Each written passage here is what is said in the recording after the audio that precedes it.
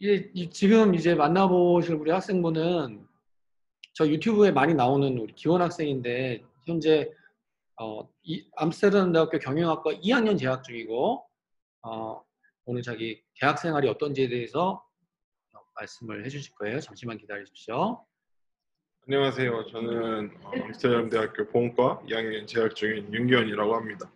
아마 유튜브에서도 많이 보셨을 거고 여기저기에서도 많이 잘 보셨기 때문에 좀 익숙하실 것 같긴 한데, 일단 저는 오늘은 이제 본과에 대해서만 집중적으로 말씀을 드릴 거고, 우선 제가 다니고 있는 본과는 경영학과입니다. 경영학과 비즈니스 애드미니스트레이션 다니고 있고, 그래서 보시다시피 3년제 연구중심 대학교고, 이과는 1년 반 동안은 공통 과목으로 기본적인 경영의 전반적인 걸 배우기 시작하고, 2학기 이제 2학년 2학기부터 이제 세부 전공을 선택을 해서 듣게 되는데, 세부 전공에는 뭐 회계 혹은 마케팅, 금융 관련해서 이제 세부 전공을 정할 수 있습니다.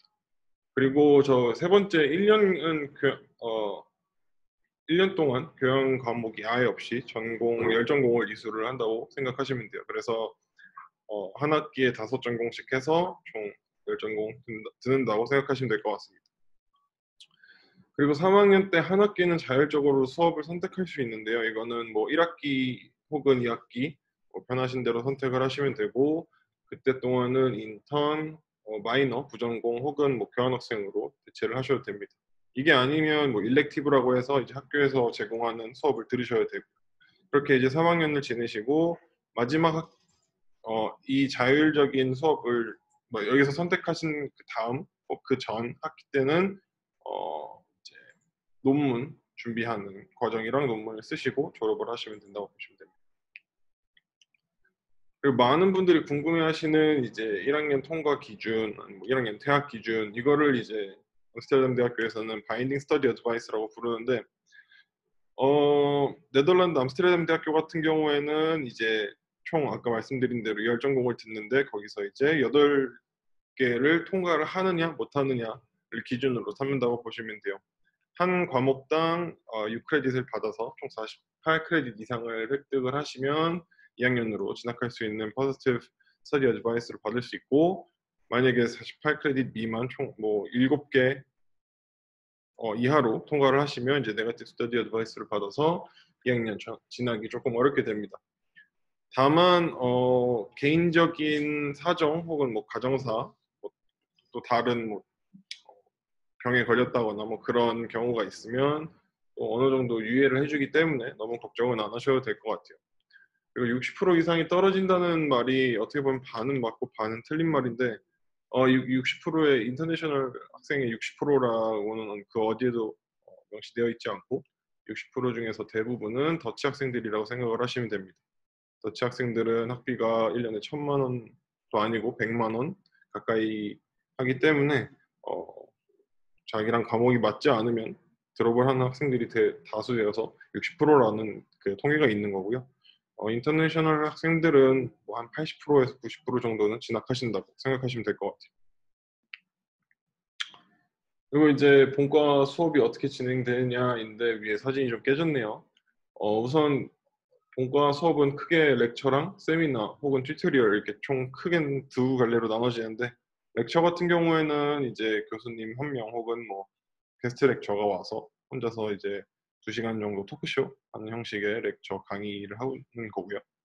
세미나랑 튜토리얼은 한 20명에서 30명 정도 자그마하게 이제 그룹을 꾸려서 교수 혹은 이제 뭐 TA 혹은 뭐 음, 석사, 박사를 준비하는 뭐 조교들이 와서 수업을 진행하는 형식으로 이루어집니다.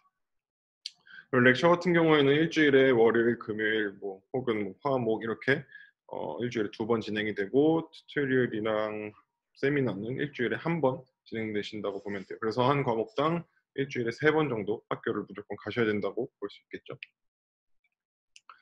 그리고 저희는 한국이랑 조금 다른 중간고사, 기말고사를 치르는데, 대부분의 과목들이 매달 말에 시험을 친다고 보시면 될 것 같아요. 뭐 간혹 가다가 3개월짜리 장기 프로젝트 혹은 뭐 2달짜리 뭐 2코스 정도 하는 그런 과목이 있긴 한데, 대부분 매달 말 시험을 보신다고 생각을 하시면 돼요. 그래서 9월에 이제 두 과목 중간고사를 보고 또 10월에 두 과목 기말고사를 보고 11월에 또 다른 두 과목 중간고사 이렇게 이어진다고 보시면 될 것 같아요. 그리고 뭐 학교마다 다르겠지만 과목마다 다르겠지만 중간고사 비율이 뭐 10에서 30%, 기말고사가 60에서 70% 정도 비중을 차지하고 있고 뭐 100%를 여기서 굳이 안 채워도 그룹 과제로 대체하는 경우가 많기 때문에 이건 한국이랑 뭐 크게 다르지 않다고 생각합니다. 그리고 아까 48크레딧을 얻어야 되는데 그중에서 이제 과목을 통과하기 위해서는 최종 점수가 6.0을 넘어야 돼요. 근데 이제 이거를 못 넘을 경우에는 뭐 1월 혹은 7월에 재시험을 보셔야 됩니다. 그리고 뭐 학생으로 어떻게 사냐인데 뭐 처음에는 이제 공부 환경이 조금 많이 달라서 어떻게 맞추느냐는 천차만별인 것 같아요. 학교 도서관에서 공부하는 친구들도 있고 뭐 친구들끼리 이제 스터디를 하는 경우도 있고 아니면 집 혹은 뭐 집 기숙사 같은 경우에는 독서실이 있기 때문에 독서실에서 공부하는 경우도 있다고 보시면 됩니다. 그리고 대부분의 렉처들은 뭐 필수 참석이 아니고 그 참석을 뭐 트래킹을 할 수가 없어서 필수 참석이 아니지만 튜토리얼이나 세미나는 필참 수업입니다. 그래서 뭐 일주일에 적어도 한두 번 정도는 무조건 학교를 가셔야 되고 그리고 튜토리얼이 빠지는 게 1회까지는 다들 뭐 이제 뭐 어떤 사유가 있어서 빠졌으니까 괜찮다고 넘어가지만 2회부터는 정당한 사유가 없으면 과를 통과하기 위해서 추가 과제 뭐 예를 들어서 에세이를 하나 더 써야 된다거나 혹은 뭐 재시험을 못 본다거나 아니면 아예 코스에서 떨어지는 경우도 있습니다. 그리고 본과에 올라오게 되면 매달 말 시험이 있기 때문에 뭐 엄청 그렇게 쉴 시간이 많지는 않은 것 같아요. 그렇다고 해서 방학이 매우 긴 것도 아니고요. 네덜란드가 다른 나라들에 비해서 방학이 매우 짧은 편인데 겨울 같은 경우에는 크리스마스 이브 며칠 전에 방학을 시작을 해서 뉴이어 끝나고 한 2, 3일 정도 더 쉬는 것 같아서 2주 정도? 2주가 조금 안 되는 경우도 있고 2주 대부분 2주 조금 안 되는 것 같아요. 그리고 여름에도 7월 초, 7월 1일부터 8월 말까지인데 만약에 아까 통과하지 못한 재시험이 있을 경우에는 7월 말까지도 재시험이 이어질 수 있기 때문에 거의 8월 초부터 8월 말 한 달 정도 쉰다고 보시면 될 것 같아요.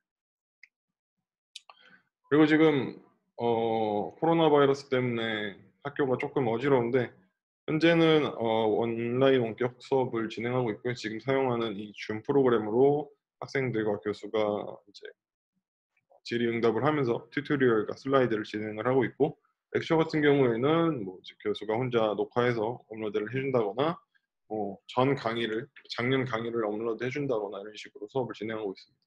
그리고 또 이제 시험 같은 경우도 이제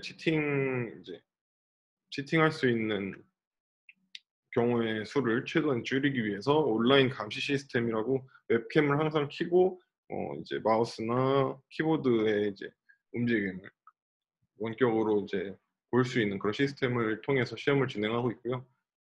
이런 굳이 시험을 치지 않아도 되는 과목들은 과제로 대체하고 있습니다. 그래서 저는 본과가 지금 현재 어떻게 돌아가고 있고 뭐 어떻게 본과를 생각을 하시면 되는지에 대해서 전반적으로 말씀을 드렸고요.